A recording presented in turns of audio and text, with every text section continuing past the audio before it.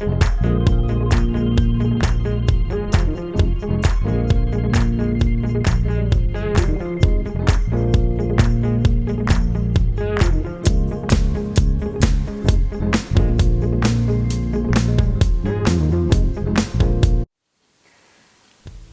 want you to imagine if you could draw energy from the sunlight, and if you could draw energy from the earth, like the root systems do, and they were able to meet in the center.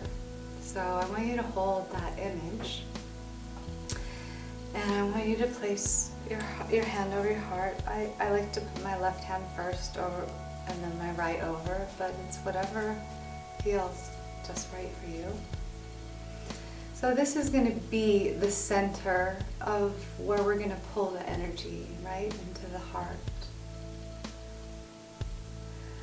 So this is an interesting breath. So I want you to just start breathing into your chest, into where your hands are. Take the breath into a place where your chest is expanding.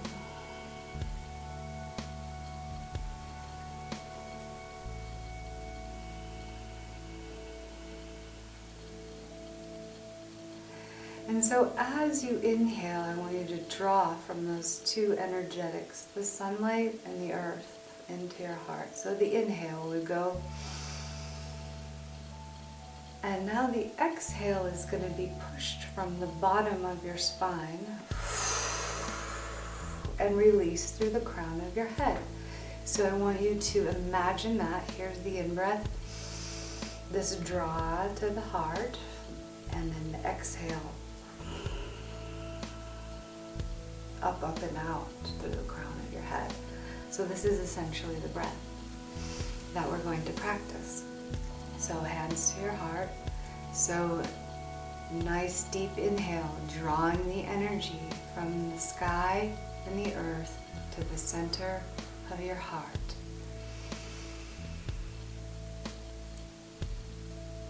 And release from the pelvic floor up through the spine, through the crown of the head. Again, inhale. When you reach the peak of your inhale, as you draw everything, that is your cue to pull it all in and up through the crown of your head. And when you reach the full release of that, the draw into the heart, and reach its peak and release. As you release, my belly button comes in to help push the energetics up and out through the crown of my head. The breath I just showed you is an initiation to learning the Kegel muscle, to learning the gate of power, to be able to hold and harness your orgasm into your third eye and expand it into the universe. So I'm kind of touching in, I'm also opening the heart and transitioning to help you get to the place where you are going to channel your sexual energy from the bottom chakra and channel it up and out. So you want the orgasm to explode up and out. And it literally is an offering to the universe, a conscious, beautiful, blissful offering to the universe, and your body and your breath and your nerves and all this beautiful thing that is happening. It is being controlled in a way that you are able to expand farther and wider each time you do this, each time you have an orgasm and harness the energetic. Then there's no end to the kind of experience, because it's every time going to be different. It's going to manifest differently. And you're building this understanding, awareness, and power with your body, your breath, and it's taking you kind of further and wider into the depths of your soul, into the depths of your already awake, already alive being. I definitely think it's a way that I've learned to take in the energetic of my love. It's a way that I've learned to let it expand through my body, through my consciousness. And we are playful creatures, all of us, and I think we all play in the sandbox the way we want to, and that's what we should be doing. If your breath is like this and someone else is like that, it's more of, is the dance fitting together in a way that takes you into these higher realms of bliss and joy. Well, Roshana, I know that not everybody is experiencing breath work, and not everybody is just having years of using breath to evoke different states of consciousness. And I'm wondering if we trust our authority in a way while we're a partner and we're being authentically present to our own experiencing in a sexual act, can we rely on our own authority in choosing the breath patterns? Or shall we use, inhale-based practice, or exhale-based, or aiming for the dimensions downwards and upwards? I think the most important physical thing in sexual union is the strength of the muscle, of the masculine muscle there, and of the feminine muscle. That strength needs to be built while you are merging with one another. And I think the stronger those muscles become, the more control you have over orgasm, and so the longer you can stay in a dance. And then so as you're working with the muscle, maybe there's a breath and there's a rhythm, and there's something with your breath that you just become aware of. I think in that realm, just becoming aware of the muscle, becoming aware of the breath while you're merging, becoming aware of the touch, the connection, the energetic connection, let alone this physical contact that's happening. So that would be my answer, that the most important is the control of that muscle. And that means we got to do that muscle every day. It's just like using our hands every day. We got to find ways of doing that. And for the men, it's more long holds of squeezes. 1, 2, 3, 4, 5. Release.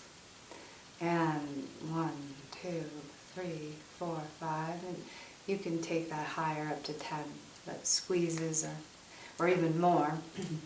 So those are important for the men to do.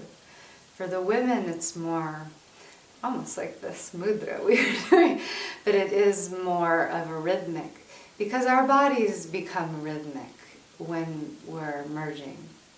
And so that muscle can be just an expansion of that rhythmic energy you're creating.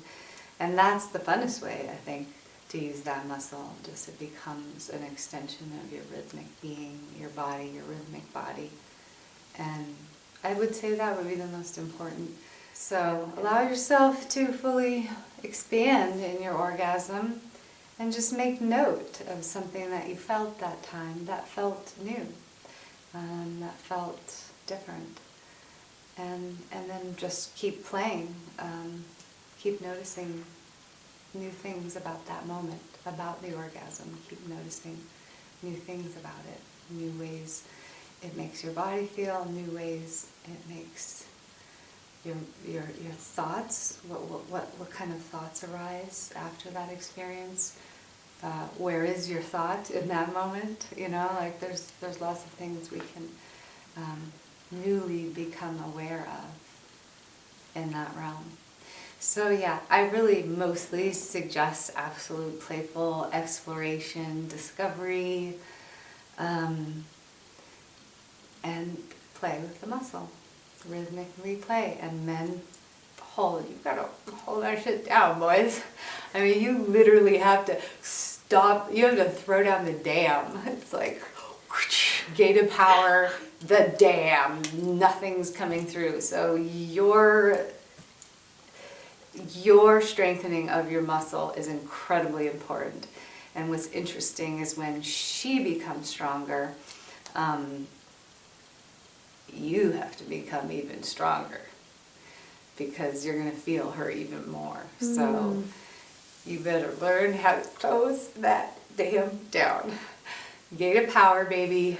True gladiators. Mystic hard. That's what we're talking Here about. comes the challenge. Not That's what easy we're talking at all. about. That's a great challenge. Yeah, no, it's a massive challenge, and how fun. How what fun a fun is that? arena to battle, to be a gladiator. And to be tested and trialed. Beautiful. Yeah. Varshan, I have a question about the openness to the experiencing that follows our orgasmic union. What kind of emotions and experiencing we could be going through after, and what are these states that are released right after orgasm? What are they all about?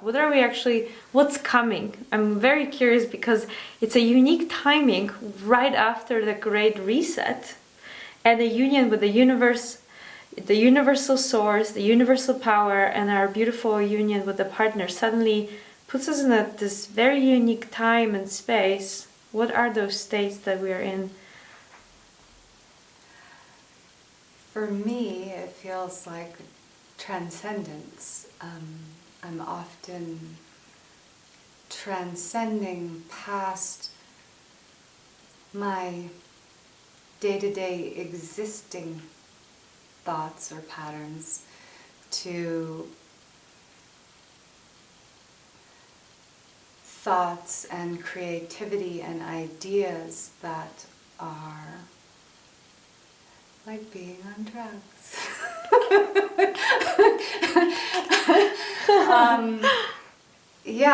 Essentially you transcend the mundane, you transcend it, so you're in the joy, bliss realm, the realm of consciousness, the realm of source.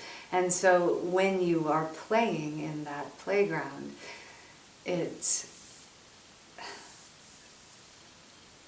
allows the mind and the consciousness to expand past what it thinks it already knows.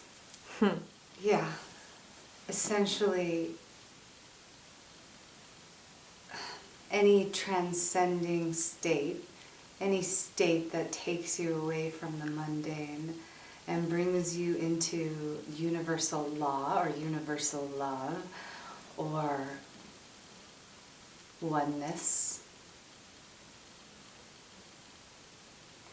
You can't help when you're dancing and playing in the playground, you can't help to bring some of that consciousness and filter it into the mundane, creating a world within a world, bringing the heavenly consciousness into the earthly realm.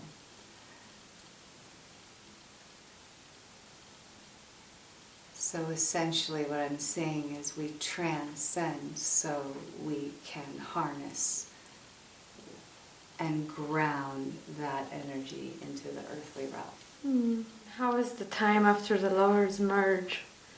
They're completed. How is it best spent when you are filled with that amazing, unique when you space? can't move a muscle. Yes, when you're so exhausted. So exhausted from being taken and transcending and just being in the bliss realm for such a long period of time. It does require transition. And I recommend spooning. I think that's a beautiful transition for 5 to 10 minutes after merging. Definitely don't get up and part. Allow yourself to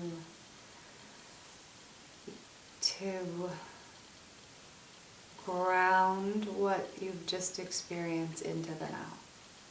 So however you'd like to do that, but something in the form of bonding, continuing an aspect of that deep bonding. So there's the slow transgression so the process can filter into the atmosphere more deeply.